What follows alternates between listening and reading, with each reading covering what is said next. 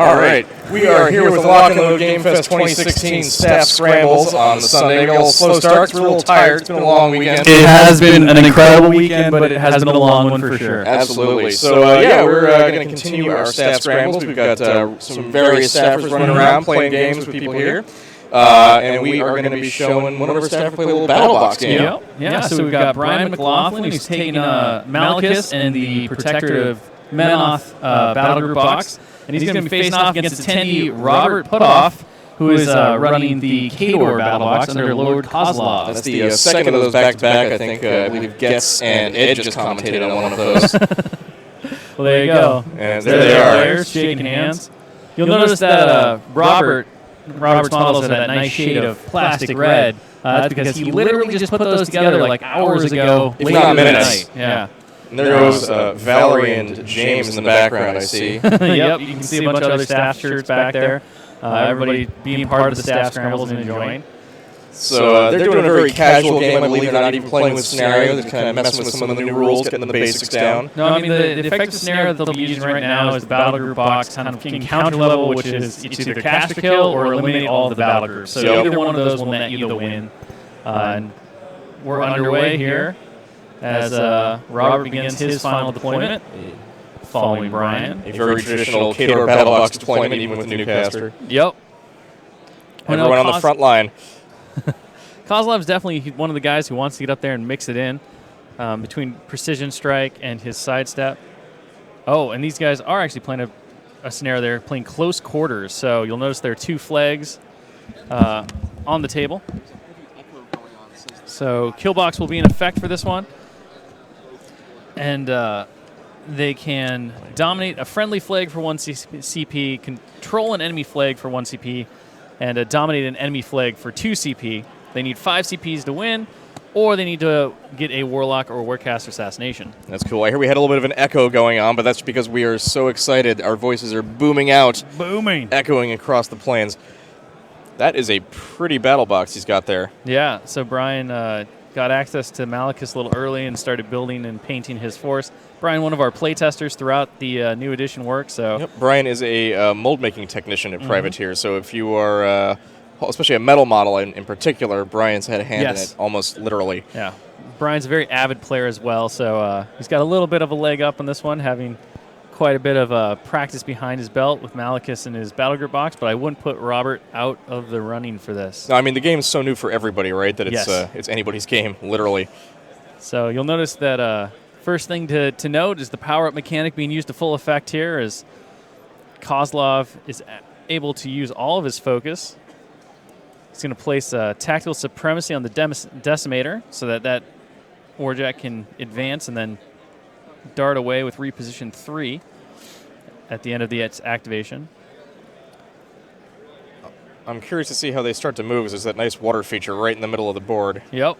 Well, and remember that water no longer makes Warjack go inert when they get knocked down. No, for sure. So definitely has a little bit less of a negative impact on War Machine games.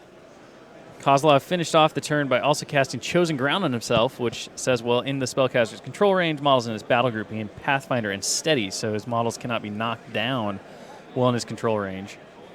Not exactly as necessary in this Protectorate battle group box setting, since there's no Krios pop and drop danger, but still useful overall from throws and slams. It's going to be an up-close game, I think, between that and Malachus with Ashen Veil. Oh, yeah. Not a lot of incentive to go the ranged game here for anybody. No, not so much. The Decimator will probably put some early damage in on one of the light Warjacks. Might go after the Castigator, but I agree, this game is going to be decided up close and personal. That's how I always like to see it. I mean, I'm a Khador man going back myself, so a little axe-to-mouth action. So one of the cool things to remember about the new editions is the change to ROF, which really makes that Decimator shine. Because it's ROF2, it gets 2 initial attacks. So no longer do you have to spend focus to get the extra attack like you did in Mark II. Now, if your ROF is 2, 3, 5, 7, you get that many attacks just flat out. We see Ignite going on the Castigator, which is going to put a little more damage potential on that Jack there. And we're going to cast an Immolation here. I think this game is going to be over quick. Through the Arc Node, Immolation at Kozlov. So we're going to check to see if Kozlov's got +4 def from the wall. It looks like he's good. So needs a 19 to hit. It's going to be tough for Malicus. Sometimes you just got to roll a hard 6. And that'll do it. That'll do it, yeah. So arm 17. We might. And it's going to boost. So it's going to be 3 total damage. And no focus on Kozlov to be able to ditch some of that damage through the new overboosting mechanic. He's just going to eat that. Which is called reinforcing the power field now. You see a quick pre-measurement here. Again, pre-measuring is allowed under the new edition, so Robert's more than capable of able to plan out his turn in that way. All right. Big red machines. There's the power-up. Such a sweet mechanic. Just giving your Warjacks a free focus every turn. So Fury gets upkept on the Juggernaut, making that thing absolutely terrifying. Yeah, this is going to be a brutal turn, I think.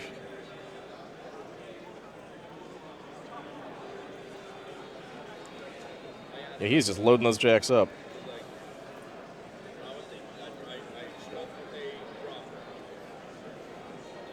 Yep.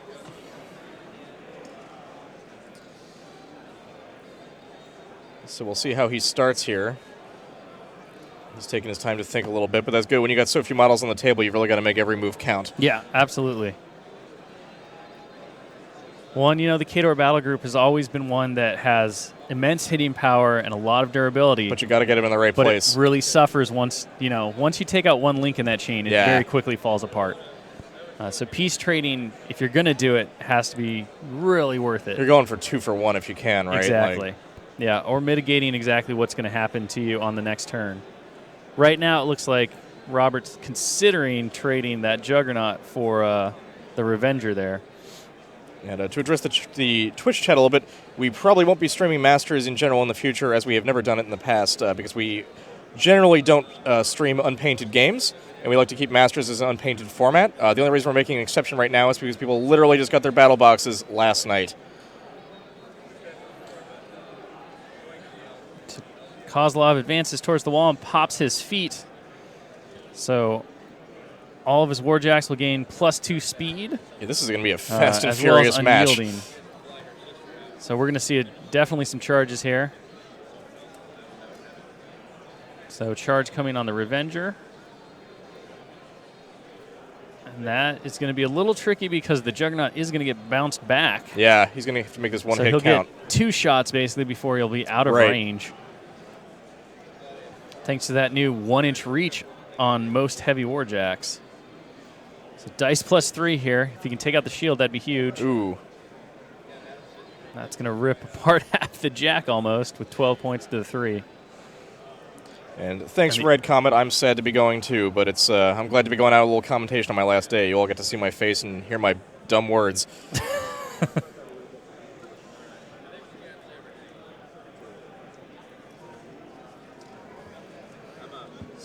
So for those who don't know, Simon is going to be leaving us after the lock and load to go pursue his own publishing company.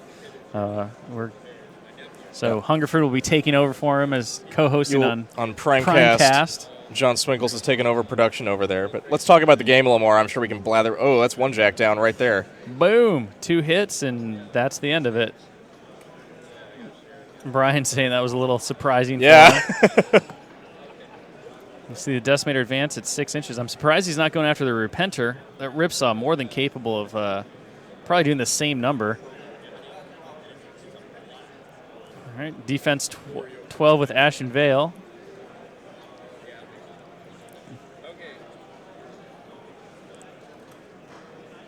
That'll do it. Thanks, guys, in the chat. I appreciate the kind words. It's been great working with Privateer and all of the community for so many years. I'm going to miss you guys.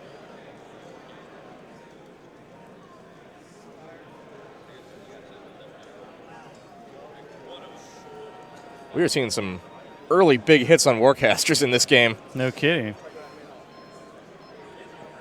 Misses it by 1, needs an 8 to hit on the second shot.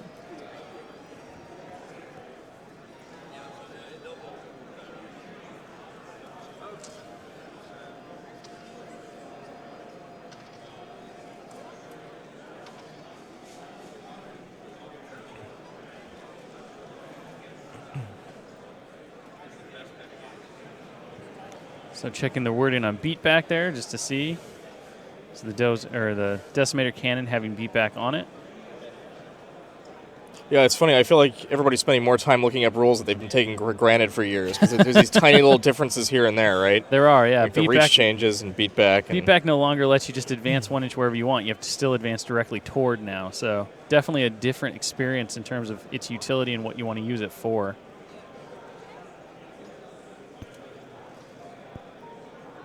I love this table, too. It's beautiful. The lock and load, the Iron Gauntlet lock and load table is always just gorgeous. Yes. Yeah, Archer did a great job on it. The whole Trilkin village in the back just looks amazing. Yeah.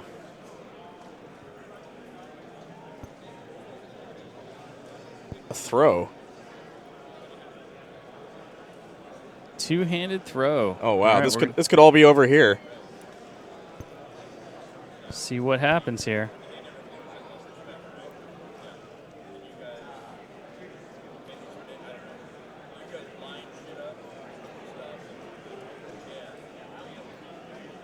So see, boxcars to hit. That'll do it.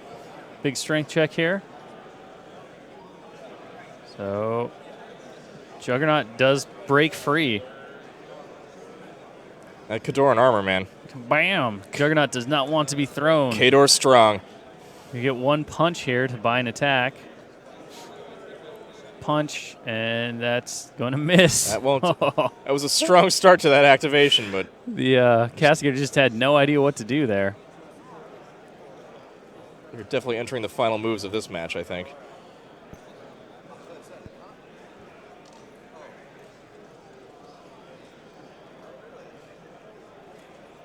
Quick confirmation on where the rough terrain begins on the pond.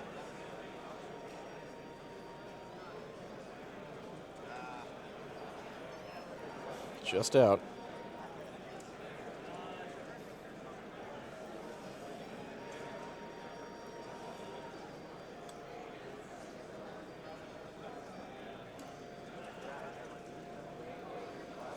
Little gentleman's agreement on the measuring there. Always nice to see. Measuring, just making that easier as well.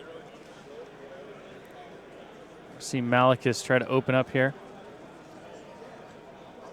Let's checking line of sight here really quick. Kozlov's already got some damage on him, so 4 points, yeah. Leaves him with a total of 13 left. He's still pretty tough. He's got a little focus on him, so he's going to be able to. Yeah, he can definitely. I think he's got 1 or 2 left, so that's 10 points of damage. They'll be able to soak that right away. To soak out. And Dan Dawkins, the new casters will eventually be released in metal, separate from the battle box with new sculpts, but that's going to be a little ways off.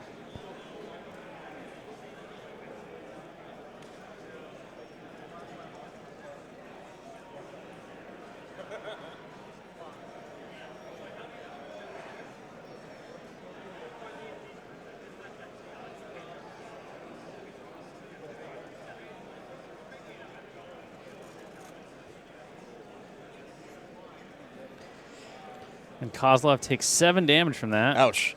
Katul in chat asks if Forum Khaleesi, Valerie Heron's Crix will be on screen. I am hoping to get her on here.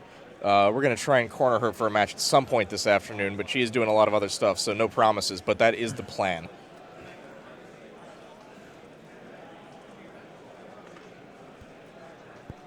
Did you catch if Malekith used his feet this turn? I didn't, actually. I think I was answering a question for the chat room. If he did, then Kozlov's going to be in a lot of trouble next turn since that fire won't expire and still be boosted. I am guessing he probably did because this is a game-making turn right now.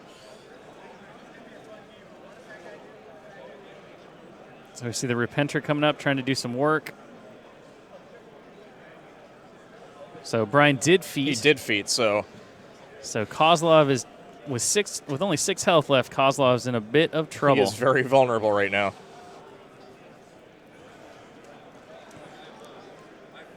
Dice -8 against the Decimator. Ooh. Good roll. Yeah. 6 points to the 4. Quick marking of damage there.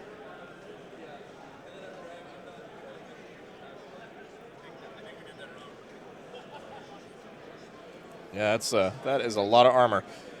So Juggernaut with Unyielding, arm 22.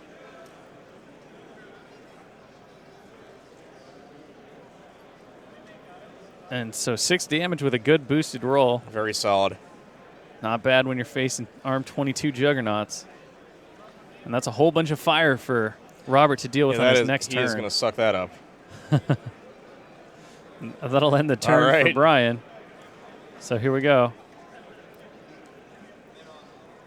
So boosted POW 12 on Kozlov could finish it off. Starting with the Juggernaut, dice -8. 2 damage. All right. To the 2.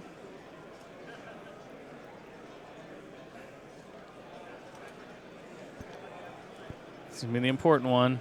Coming up next. And here we go.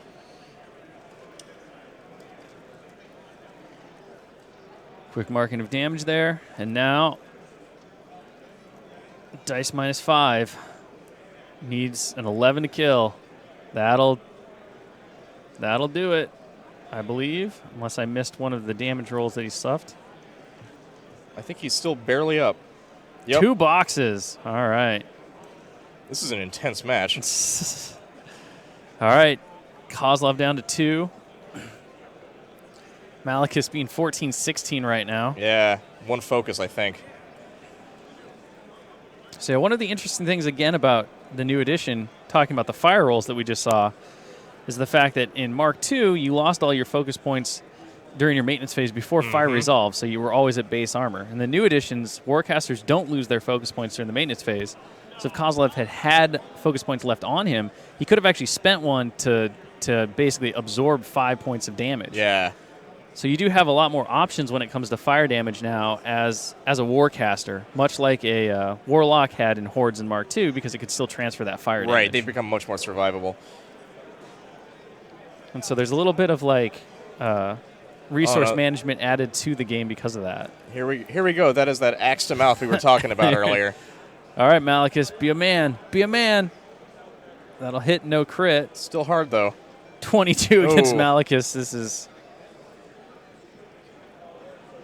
18 boxes. Oh. It's going to be 9 points. That's still a solid hit. So it'll take 4. Because there goes that, reinforcing the power field in action. Fist will hit. Thanks to the Juggernaut's new mat of 7. Mm-hmm. That really counts. Yes, it does. So dice +2 here, thanks to Fury. Ooh. And 5 is going to go away. And that should leave Malachus with no focus left with which to reinforce. Buys an Ice Axe. Here it comes. 9 boxes left on Malachus. Not boosting. That hit. Does hit. I would have boosted there, but boosted damage roll now. This is going to do it. And that will be it. So there's the game. So Robert takes down Brian after a failed assassination attempt with Malachus with a Fury Juggernaut. Super good. What a great game. Well, bam.